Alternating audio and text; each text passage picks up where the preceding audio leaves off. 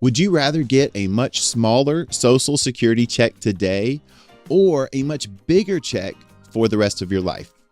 The decision between claiming early at age 62 and potentially deferring to age 70 is much more important than many people realize. Welcome back to Carolina Retirement Club. My name is Michael Baker, and for almost 20 years, I've been helping couples in the Carolinas build retirement income strategies that they can feel confident about.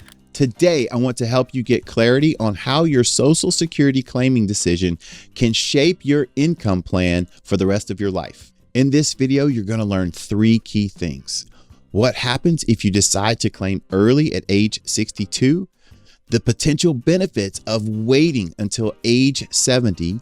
And we're going to talk about the importance of coordinating strategies, especially if you're a married couple. Your claiming decision, not the break-even decision, is going to be the most important for you specifically. So let's talk about claiming early at age 62. Whenever I do a workshop or a class on retirement, I like to ask the group, hey, what's the earliest age that you can begin claiming Social Security benefits? Do you know what? No one ever gets that question wrong. Everyone knows age 62 is the earliest age that you can begin receiving your Social Security retirement paycheck. However, we must understand that when you claim early, you are giving yourself a permanent reduction in those potential benefits. Social Security is designed to be actuarially fair. What that means is that if you decide to claim earlier or before your full retirement age, those benefits are going to be reduced. Likewise, if you decide to wait, the longer you wait, those potential benefits do increase over time, all the way up to age 70. What are some of the motivations that people have for claiming early at age 62? One of the most common things that we hear is that people are concerned that Social Security is going to run out of money. So we better go ahead and claim and get as much out of the system as we can before it runs out of money. Yes, the Social Security program is going to need some reforms. However, my personal opinion, I'm not worried about the system running out of money. I do have other concerns, but I am not worried about Social Security running out of paychecks. There are definitely some reforms that, while they may not be popular or politically expedient, there are some reforms that could be passed to shore up the system. So what we want to focus on is you specifically, what happens if you decide to claim early at age 62. Here are a couple of reasons when claiming early could potentially make sense. First, if you have some health concerns and you're worried about the fact you may not live your full life expectancy, claiming early could make sense because obviously you would not be collecting checks for a really long time. So health or life expectancy concerns is one area. Secondly, if you have other sources of income, you are very blessed and you have multiple income streams, and running out of money is not necessarily a concern for you, and you would just rather use your Social Security paychecks than use some of your other income sources, then claiming early may make sense in the context of your specific plan. Another way that claiming early could possibly make sense is if you just need the money. Some people, especially folks who work in heavy manual labor jobs, their bodies may break down over time and they're just not physically able to work. And so they are going to actually need that income earlier because they can't continue to work. In those instances, it may also make sense to claim early. So let's talk about delaying to age 70. Each and every year that you decide to defer taking benefits from age 62 all the way to age 70, there is an increase in that monthly amount. Naturally, we talked about it being reduced. So from age 62 until your full retirement age, those increases are just the decreases in reverse, right? Instead of having your penalty for claiming early, you're just truing up that benefit to be what your full retirement age amount would be if you waited until your full retirement age. Now, if you decided to wait and claim later than your full retirement age, the benefit will actually increase 8% per year as part of a delayed retirement credit or delayed credit on your Social Security check. So if you have the ability to coordinate Social Security deferral, you really should explore this as part of your overall plan, because delaying can pay big time. If you're able to make it all the way to age 70, those checks are going to be significantly larger than the checks you would have received at age 62. And they come with some pretty neat benefits. First, when we talk about compounding, there is something referred to as a cost of living adjustment that is added to your Social Security paycheck every year. This is to help those payments keep pace with inflation. Of course, it's not perfect. However, it is an inflation adjusted income. So we can't discount the fact that we do get some inflation help with these payments. If you are going to make compound interest on a number, we want that number to be as big as we possibly can, because when you compound on a larger number, those benefits grow much faster. So we have to think about the long-term benefits here, not just money today. Let's walk through a brief example. I'm going to throw a lot of numbers at you, but hopefully you can stick with me and the math will make sense. Let's start with John, whose benefit at age 62 will be $27,468. We're going to use, in all of the math, all of these examples, we are going to use a 2.5% adjustment for inflation. By the time he turns 85, he will have received $840,093. That's a significant amount of money to receive over that period of time. So over 23 years, he's going to reap a pretty nice paycheck. Now let's consider John, who's deciding whether or not he wants to defer his benefit. So John decides he's going to wait till 70. So he starts to claim $49,668 per year. We still use the 2.5% inflation adjustment. By the time that he's 80, he will have received $556,450. Still a nice chunk of money, but if you're looking at the numbers, he's lagging a little bit behind where he would have been if he claimed at 62. This is one of the arguments that many people make about the break-even age. By the time that John is 85, he will have received $890,642. So now he's finally ahead of where he would have been had he claimed at 62. This is the discussion point about Social Security being actuarially fair. It's designed that if you start earlier, yes, you get smaller paychecks than you would if you defer. But the idea is about the time that you're going to be approaching life expectancy, you will have received the same amount of money. This is one of the reasons people really want to look at that break-even point and decide, you know what, I want to claim early.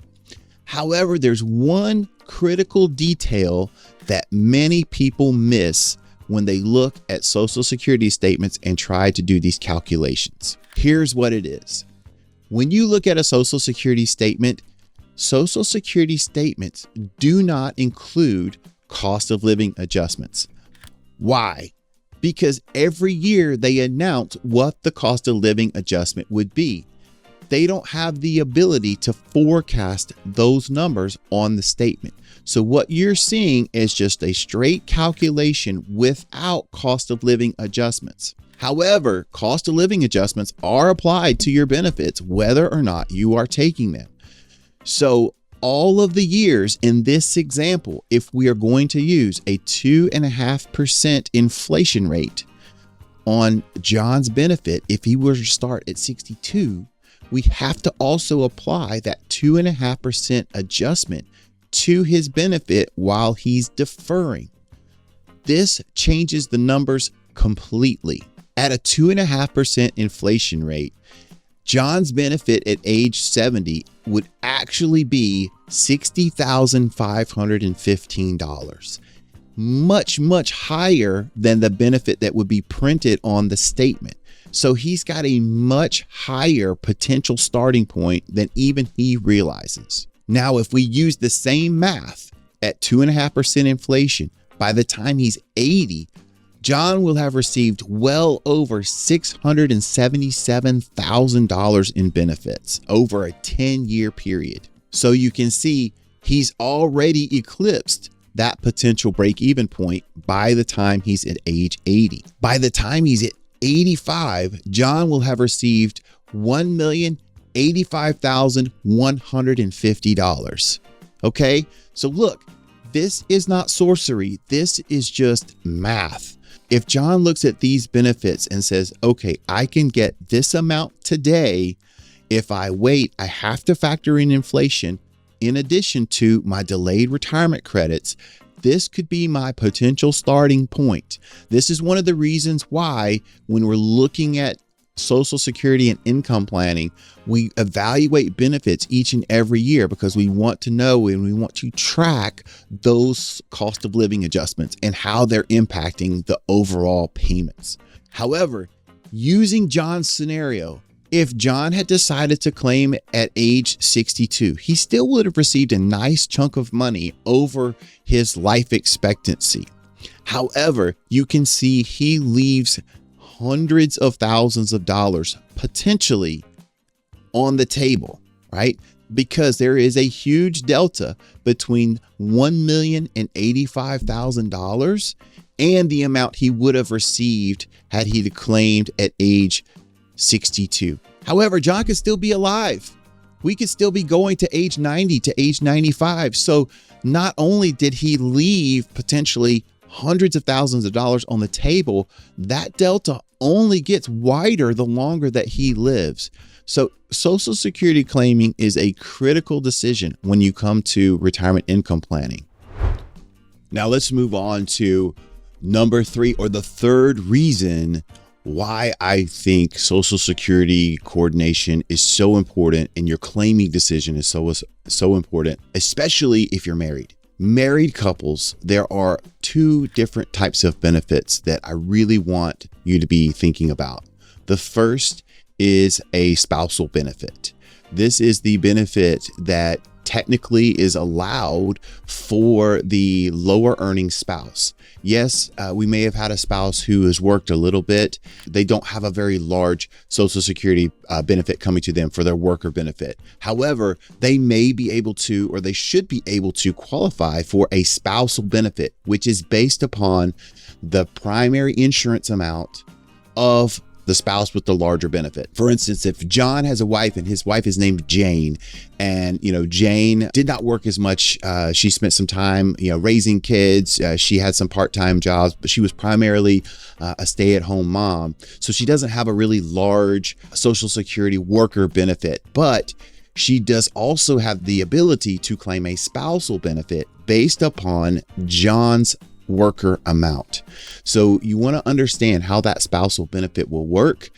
So that is one benefit that couples need to be aware of, because there is also a spousal benefit. Probably more important than the spousal benefit is the surviving spouse benefit. To put it simply, the highest payment, no matter who is receiving it, that remains in the household. So whichever spouse has the higher Social Security paycheck, doesn't matter which spouse passes away first, the highest Social Security paycheck is the one that remains.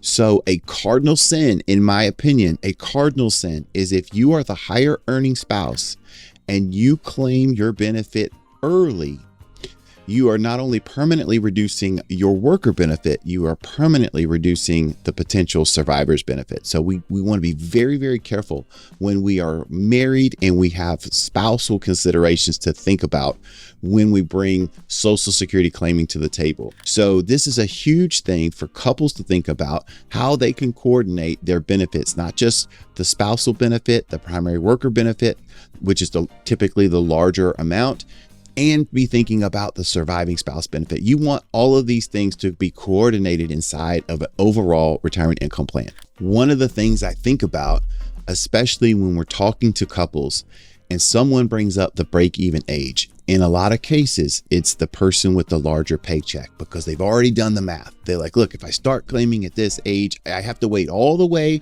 until I'm like 80 before I break even. If it's the surviving spouse benefit, however, that is not necessarily how it plays out, because that benefit goes through 2 lifetimes, not just one, but 2 lifetimes. So think about with statistics today and life expectancies today, if you are college educated, if you have retirement assets, if you did not work in a manual labor job, if you're relatively healthy, the statistics are heavily in your favor that not only are you guys going to live to life expectancy, there is a very high probability that at least one spouse is going to be alive into their 90s. So consider the fact that Social Security pays for the rest of your life, gives you inflation adjustments, but the surviving spouse benefit will go cover 2 lifetimes. This is something you cannot ignore when it comes to Social Security planning. If you think Social Security planning is important, go ahead and give us a like on this video. If somebody's got experience with this and coordinating their Social Security claiming strategies, let us know in the comments. What was your process? What did you find valuable? Did you decide to claim early or did you decide to defer? You will read lots of things online about what you should do when it comes to Social Security. There's a ton of fear mongering out there about claiming, and just about anyone who is at or near retirement age has an opinion on Social Security. But I cannot stress this enough. The claiming strategy that matters the most is the one that is best for you. So do your homework, do your due diligence, and make sure that you have all the information you need to make the best decision for you and your spouse. This isn't about just today's paycheck. This is about a paycheck that will last 20, possibly even up to 30 plus years in retirement. This is not a decision, as we talked about in the example before. There's real money on the line. This is not a decision that you should take lightly. Hey, if you're thinking about your own situation and you want us to help you run the numbers and talk through some coordination strategies, we'd love to do that. Click the link below to schedule your retirement fit call today.